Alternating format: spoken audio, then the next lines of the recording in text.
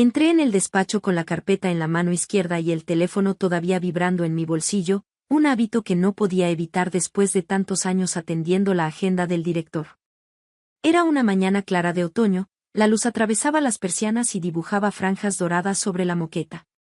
Pensé que lo encontraría como siempre, con la chaqueta colgada en el respaldo de la silla, la corbata un poco desordenada después de la reunión, la mirada ocupada mirando la pantalla. Pero lo que vi me dejó sin aliento. Él estaba solo, pero no como alguna vez lo había visto, la espalda hacia mí, la figura encorvada sobre el escritorio, las manos en una postura que no podía definir al principio. Había una tensión en sus hombros que no pertenecía a la rutina del trabajo. Su camisa estaba ligeramente desabrochada en el cuello, y su cabello parecía pegado a la frente por alguna razón. La escena tenía algo de íntimo que me hizo detenerme en el umbral. Por un instante, pensé que había irrumpido en un momento privado, un fragmento de su vida que no estaba destinado a ojos ajenos. Mi primera reacción fue girarme y cerrar la puerta. Pero mis pies no respondieron. Algo en la expresión que vi al girarse, una mezcla de sorpresa, vergüenza y una vulnerabilidad que nunca le había conocido, me clavó en el sitio. Él levantó la vista.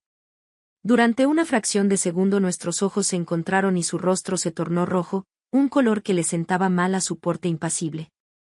Había una respiración contenida, como si hubiera hecho un esfuerzo por recuperar la compostura.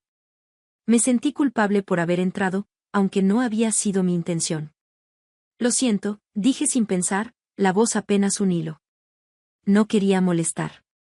Murió un silencio que me pareció eterno. Él se enderezó lentamente, y esforzándose por una autoridad que no le salió natural en ese momento, dijo, no es nada. Pasa, por favor.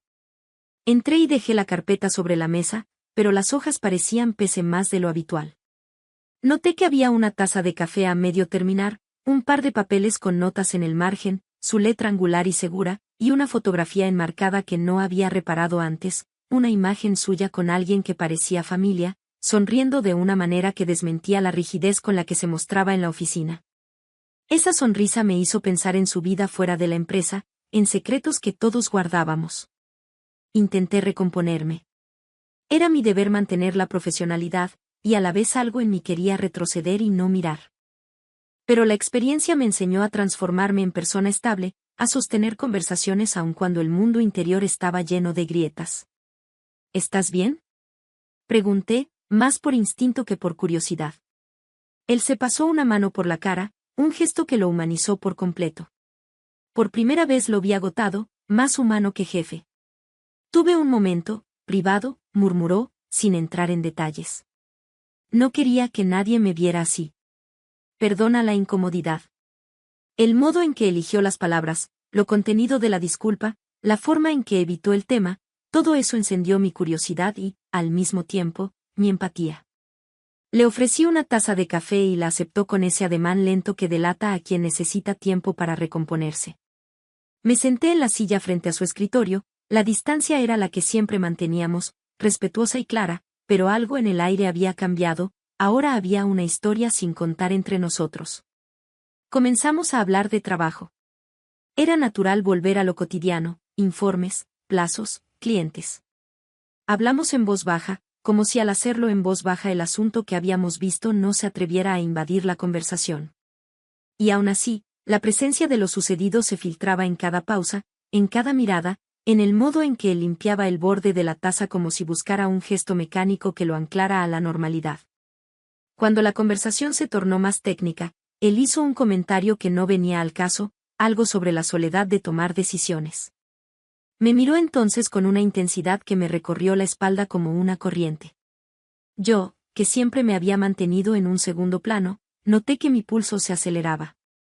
No por el puesto que ocupaba él, ni por la autoridad que representaba, sino por la vulnerabilidad que se mostraba de improviso. Ver a alguien a quien conocías como una figura inaccesible en un momento humano te obliga a reevaluar todo. A veces, dijo, más para sí que para mí, me siento ridículo por cosas pequeñas. Pensé que esto era una de ellas. No pregunté qué intentaba decir. Preferí dejar que sus palabras flotaran. Era como si el despacho fuera una caja donde las confesiones encontraban su lugar sin necesidad de entrar en detalles. Me di cuenta de que él no quería de mí una explicación, sino una presencia. Y yo, por razones que no comprendía del todo, quise dársela. La conversación, lejos de ser incómoda, se volvió sorprendentemente sincera. Hablamos de cosas que no solíamos mencionar, de noches en vela, de decisiones que pesaban, de la dificultad de conciliar la vida profesional con lo personal. Él se permitió relatar la sensación de haberse encontrado a solas con pensamientos que no sabía cómo gestionar y de la vergüenza de ser descubierto en un momento de debilidad. Su voz era baja, y en ella había un matiz de cansancio que lo hacía menos inaccesible. Mientras hablaba, noté que el despacho, antes templo de eficiencia, cobraba la calidez de un lugar donde se podían exponer fragilidades. Y eso me conmovió. Me hizo recordar mi propio equipaje, soledades, expectativas no cumplidas, días en que la rutina parecía comerse las ganas. En su presencia, esas viejas sensaciones se reorganizaron, lo que antes era distancia tomó la forma de posibilidad. Al terminar la reunión, me pidió que revisara unas cifras y preparara un informe para la tarde. Fue la forma más natural de recuperar la normalidad, el trabajo como estructura que nos protegía de las consecuencias de un momento que podría haber sido más que un momento. Me fui, pero al cruzar el umbral, él dijo, casi sin pensarlo, gracias por no haberte marchado. Me quedé inmóvil. No era un agradecimiento por el informe, ni por la taza de café. Era algo más profundo. Sentí que en esa frase había una petición de comprensión que trascendía el horario laboral. Esa tarde, mientras organizaba papeles en mi mesa, me sorprendí reflexionando sobre lo sucedido. Creí que la sensación de incomodidad inicial se había disuelto, pero en su lugar había brotado una curiosidad más delicada, el deseo de entender a ese hombre que siempre había sido un faro inalcanzable. Me pregunté qué razones, qué heridas, qué soledades lo llevaban a esos momentos en los que la máscara se resquebrajaba. Y, sin saber por qué, me propuse descubrirlo no como acusadora, sino como testigo comprensiva. Esa noche no dormí bien. Repasé conversaciones, gestos, la manera en que sus manos se movieron. No encontraba una respuesta clara, solo la certeza de que algo había cambiado entre nosotros. La rutina del día siguiente tendría que afrontar ese cambio. En el fondo, una emoción nueva se mezclaba con la prudencia, la intriga de saber hasta dónde podía llevarnos ese instante compartido, y el miedo a que, si lo intentábamos nombrar con demasiada crudeza, desaparecería como si nada hubiera pasado. Cuando volví al despacho al día siguiente, su mesa estaba ordenada como siempre.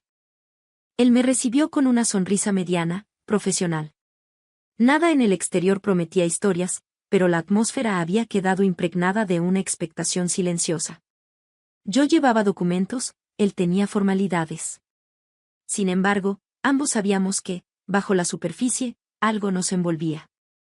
Y en ese conocimiento tácito residía la semilla de lo que vendría, una curiosidad contenida que poco a poco reclamaría un lugar en nuestras vidas, no por lo que ocurrió en un instante, sino por lo que ambos decidimos hacer con esa fragilidad compartida.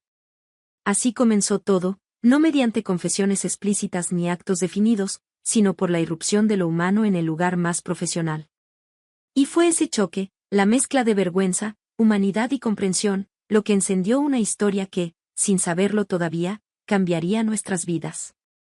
Cuando miro atrás, me sorprende lo natural que fue todo, aunque en su momento parecía imposible de descifrar.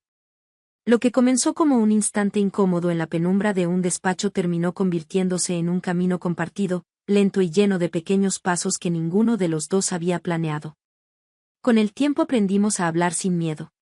Lo que antes era silencio tenso se transformó en conversaciones largas, a veces al final de la jornada, cuando la oficina quedaba vacía y el sonido del aire acondicionado era lo único que interrumpía nuestras palabras. Él ya no necesitaba ocultar sus momentos de fragilidad, yo ya no sentía que debía mantener una distancia imposible. La confianza encontró su lugar entre nosotros sin pedir permiso. Recuerdo la tarde en que me tomó de la mano por primera vez. No fue un gesto impulsivo ni teatral. Simplemente estaba allí, entre nuestros dos informes, como una confesión silenciosa.